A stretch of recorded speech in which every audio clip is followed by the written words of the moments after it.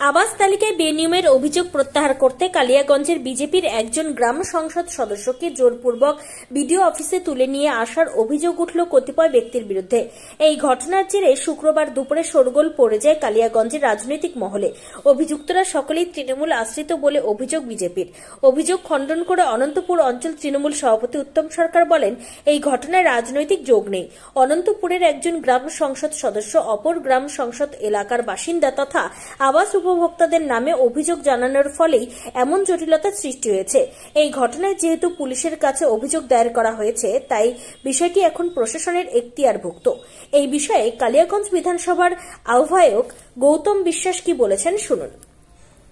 দাদা গৌতমবাবু, আজকে হঠাৎ আপনারা এই কালিয়াগঞ্জ পঞ্চায়েত সমিতির বিরোধী দল নেতার ঘরে আপনারা আমাদের ডাকলেন, কি বিষয়? বিষয় হলো কালিয়াগঞ্জ ব্লকে আজকে একটি অপ্রীতিকর ঘটনা ঘটেছে। অপ্রীতিকর ঘটনা হলো আমাদের অনন্তপুর গ্রাম পঞ্চায়েতের মেম্বার, অনন্তপুর সংসদের 15 নম্বর বুথের মেম্বার মনোজ বর্মনকে আজকে 14 নম্বর মেম্বার আমাদের মনোজ বর্মনকে আজকে কিছু এলাকার কিছু ব্যক্তি তারা জোরপূর্বক তুলে নিয়ে আসে বিডিও অফিসে।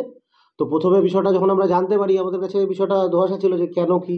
তো পরবর্তী খবর নিয়ে জানা যায় যে আমাদের এই মনোজ বর্মন উনার নিজের সংসদে ওই এলাকায় কিছু অযোগ্য ব্যক্তি ঘর, যে প্রধানমন্ত্রী আবাস যোজনার যে ঘর, সে তাদের যোগ্য ব্যক্তিকে না দিয়ে কিছু অযোগ্য ব্যক্তিকে দেওয়া হচ্ছিল, সেই নিয়ে উনি প্রতিবাদ করেছিল। সেখানে আমাদের বিরোধী দলনেতার পক্ষ থেকে, মানে অনন্তপুর অঞ্চলের বিরোধী দলনেতা তাকে একটা লিখিত কমপ্লেন করেছিল। তার এগেনস্টে যেহেতু উনার সংসদে পড়ে সেটা, তো ওই এলাকার কিছু ব্যক্তি তাকে জোরপূর্বক প্রাণনাশের হুমকি দেয় বা বাড়িতে গিয়ে চড়াও হয়ে তাকে তুলে নিয়ে এসে বিডিওর কাছে তাকে তুলে নিয়ে এসে হুমকি দিয়ে ওই যে অভিযোগ সেটা তুলে নিতে বলে। সেইটা ভারতীয় যে দণ্ডবিধি, তাতে যদি কেউ অপরাধ করে, আমরা জানি যে ভারতে পুলিশ প্রশাসন রয়েছে, আমাদের বিডিও সাহেব রয়েছে বা আমাদের আইসি সাহেব, সে থানায় বা বিডিও অফিসে কমপ্লেন করতে পারতো তারা।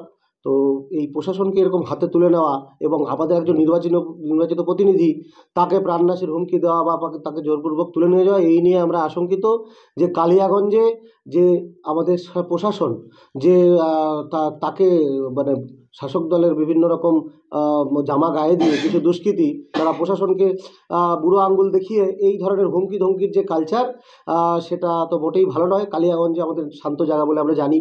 তো সেই ব্যক্তিগুলোকে যারা তুলে নিয়ে এসেছিলেন তারা কোন রাজনৈতিক দল? তারা বেশিরভাগই তৃণমূল আশ্রিত, তৃণমূল করে, তৃণমূলের সমস্ত তারা তৃণমূল দল করে বলে আমরা জানি। হ্যাঁ, তো সেই রকম তারা যে শাসক দল, যেহেতু এটা কি 2025-এর ঠিক প্রাককালে, নতুন বছর পড়ার প্রাককালে কি 2026-এর বিধানসভা ঘন্টা বাজানোর আগে কালিয়াগঞ্জে একটা আতঙ্কের আবহ তৈরি করার চেষ্টা করছে তৃণমূল? অবশ্যই তারা আপনারা ভালো করে জানেন যে সেই 2021-এর লোকসভা বলেন, বিধানসভা বলেন, বা 2019-এর লোকসভা বা 24-এর আমাদের যে লোকসভা হলো, তাতে প্রতিটা ক্ষেত্রে উত্তরবঙ্গ থেকে ভালো রেজাল্ট হয়েছে। কালিয়াগঞ্জে বিজেপির যথেষ্ট একটা গড় বলা চলে।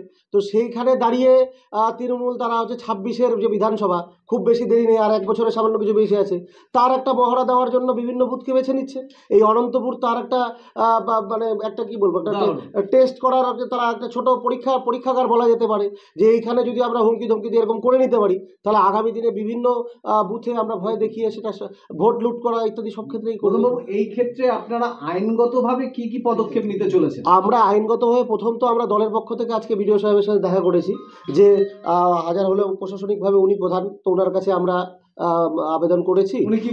উনি আশ্বাস দিয়েছে যে এরা এই ঘটনায় যারা জড়িত তাদের বিরুদ্ধে উনি ব্যবস্থা নেবেন বা কিছু। তো আমরা এর পরবর্তী পদক্ষেপ আমরা দলগতভাবে আমাদের যে নির্বাচিত প্রতিনিধি মনোজ বর্মনকে নিয়ে আমরা থানায় যাব এবং যে সমস্ত ব্যক্তি এই ঘটনায় জড়িত তাদের বিরুদ্ধে আমরা কিন্তু মানে অভিযোগ জানাবো, যাতে লিখিত অভিযোগ জানাবো, যাতে এই ধরনের অপ্রীতিকর ঘটনা কালিয়াগঞ্জে মানে পুলিশ প্রশাসনকে বুড়ো আঙ্গুল দেখিয়ে যে আইন হাতে তুলে নেওয়া যাতে না হয়, মানুষ যেন ন্যায্য বিচার পায়।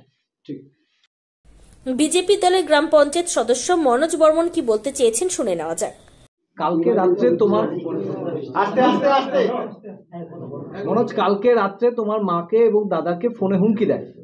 হ্যাঁ, যারা যাদের মানে অভিযোগ করেছো নাম কাটার বিষয়ে হুমকি দিয়েছে। আজকে সকালে কি হলো? আজকে আমি তো আমার কাজে নিয়ে ব্যস্ত বাড়িতে। সকালবেলা অনেক মানে তৃণমূলের দুষ্কৃতীরা যখন আসে হ্যাঁ, আসে আমাকে জোরপূর্বক গাড়িতে তুলে নিয়ে আমাকে নিয়ে আসে এখানে ব্লকে নিয়ে আসে। ওই যারা যেগুলোর নামে কমপ্লেন হয়েছে সেগুলোর জন্য আমি তুলে নিই। কিসের কমপ্লেন করেছিল? ঘর প্রধানমন্ত্রী আবাস যোজনা ঘরের। কবে করেছিল কমপ্লেন? কার কাছে? অভিযোগ কালকে করছিলাম। হ্যাঁ, বিডিও সাহেবের কাছে কালকে অভিযোগ করছিলাম। তারপর কি হয়েছিল? তারপরে তো এখানে জোরপূর্বক করে আমাকে নিয়ে আসে জয়েন্ট ভিডিওর ঘরে আমাকে ঢুকিয়ে মানে জবরদস্তি সই করে। তোমাকে কি আগ্নেয়াস্ত্র দেখিয়ে জোরপূর্বক তুলে নিয়ে এসেছিল তো ওরা? মানে তুমি বুঝতেও পারোনি এত তাড়াতাড়ি ঘটনাটা ঘটেছে? না, বুঝতে পারিনি। তাই তো? হ্যাঁ। তারপরে এখানে নিয়ে আসলো। এখানে নিয়ে তুমি কি ছাড়া পেলা? এখানে তারপরে আমাদের পার্টির লোক আসলো।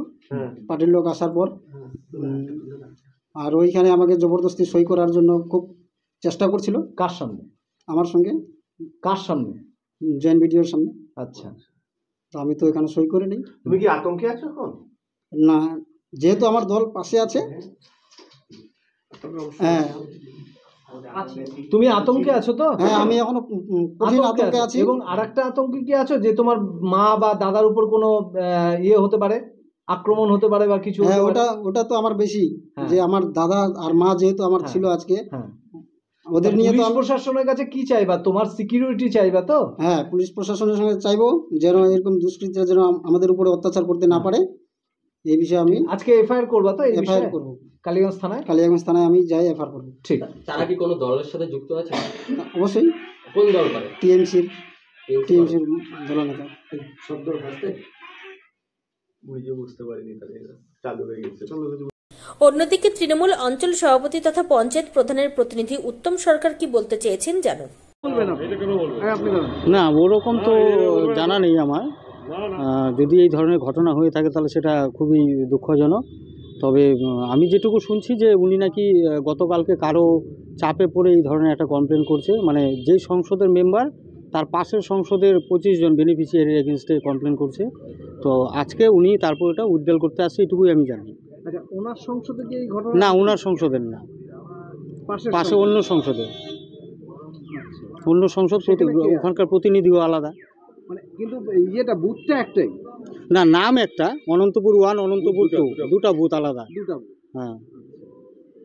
তাহলে উনি 14 নম্বর বুথের জনপ্রতিনিধি, উনি 15 নম্বরে একদম হয়ে উনি করতেছিলেন একদম। তাহলে অভিযোগগুলো যে করতে, তাহলে কি বলবেন? না, বারংবার সরকারিভাবে আবাস যোজনার সার্ভে হয়েছে। তো যদি পরবর্তীতেও সার্ভে হয়, সার্ভের মাধ্যমে যেটা রিপোর্ট আসবে ওটাই। এখানে তো কোনো গ্রাম পঞ্চায়েতের মেম্বার বা প্রধান বা জনপ্রতিনিধির কোনো রকম ভূমিকা নেই, পুরোপুরি আমলাদের মাধ্যমেই সার্ভে হয়েছে। সার্ভের রিপোর্টের ভিত্তিতে স্যাংশন লিস্ট আর হচ্ছে PWL তৈরি হয়েছে, সেটা হচ্ছে 22 সালে, 2022-এ।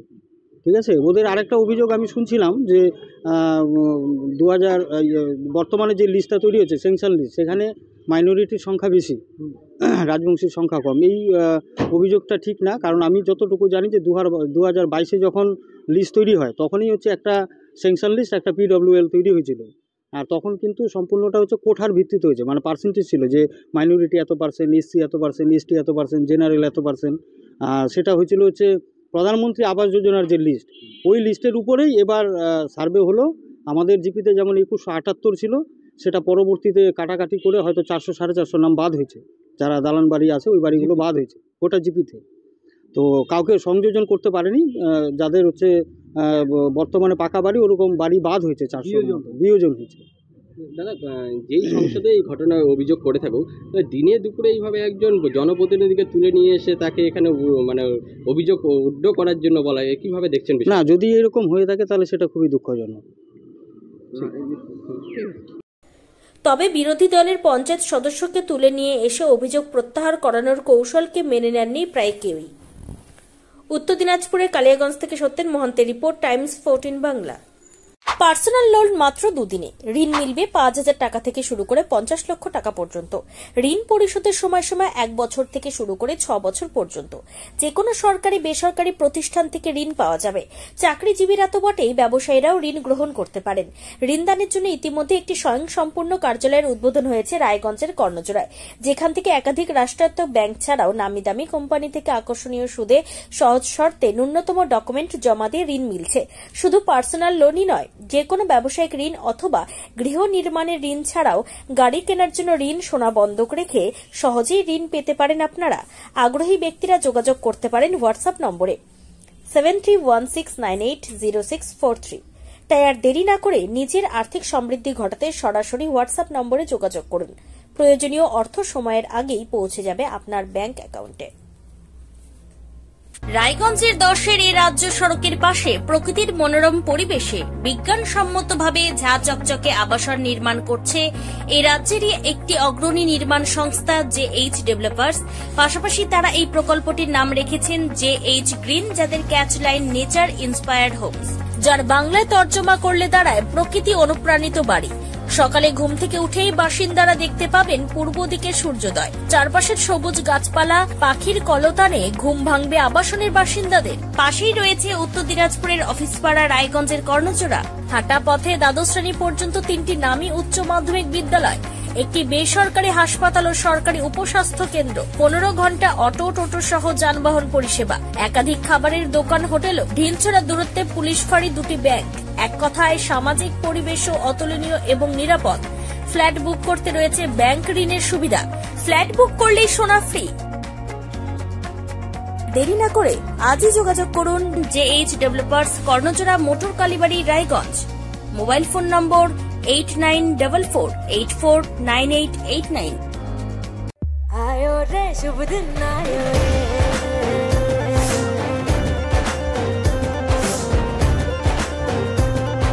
शुभ दिन आयो मन ने भायो, नयो नयो तो रंग ले आयो, होठों पे मुस्कान गुलाबी आयो रे, आयो रे शुभ। আপনি কি কিডনির রোগে ভুগছেন? তাহলে আর দেরি না করে আজই আসুন আপনার এলাকার একমাত্র বিশ্বস্ত প্রতিষ্ঠান জীবন রেখাতে। এখানে বিশেষজ্ঞ নেফ্রোলজিস্ট ডাক্তাররা লেজার ট্রিটমেন্টের মাধ্যমে রোগীদের সমস্ত ধরনের কিডনির এবং প্রোস্টেটের অপারেশন করে থাকেন। রোগী দেখছেন nephrologist doctor Arkaprava Chakraborty, SSKM hospital, Kolkata. Doctor Sunil Kumar, Apollo hospital, Kolkata. Doctor Pinaki Mukherjee, NRS hospital, Kolkata. এছাড়াও এখানে প্রতিদিন অপারেশন করছেন ও বহির্বিভাগের রোগী দেখছেন ইউরোসার্জন ডক্টর আতার কাশিম, PG হসপিটাল, কলকাতা। তাছাড়াও এখানে স্বাস্থ্যসাথী কার্ড ও ওয়েস্ট বেঙ্গল হেলথ স্কিমের সুবিধা রয়েছে। আমাদের ঠিকানা রায়গঞ্জ, উকিলপাড়া। বিশদে জানতে কল করুন 8373066655 অথবা 8373066644 এই নম্বরে। 85 বছরেরও বেশি সময় ধরে স্বর্ণ শিল্পে কারিগরির প্রতীক সেনকো গোল্ড অ্যান্ড ডায়মন্ডসের রায়গঞ্জ শোরুমের প্রতিষ্ঠা দিবসে সকলকে জানাই সাদর আমন্ত্রণ। আমাদের রায়গঞ্জ শোরুমের এই প্রতিষ্ঠা দিবসকে আরো সুন্দর এবং স্মরণীয় করে তুলতে থাকছে সকল নারী পুরুষের পছন্দের হালকা থেকে ভারী লেটেস্ট ডিজাইনের স্টাইলিশ গয়নার সম্ভার, সঙ্গে কারিগরের মেলবন্ধন ও অনেক অনেক লোভনীয় অফার। সোনার গয়নার মজুরিতে 15% ছাড়, সোনার গয়নার প্রতি গ্রামে সোনার মূল্যে 150 টাকা ছাড়, হীরের গয়নার মজুরির ওপর 100% পর্যন্ত ছাড়, প্ল্যাটিনামের গয়নার মজুরির ওপর 20% ছাড়, শর্তাবলী প্রযোজ্য। এই সমস্ত অফার আপনি পাচ্ছেন 26শে ডিসেম্বর 2024 থেকে 5ই জানুয়ারি 2025 পর্যন্ত।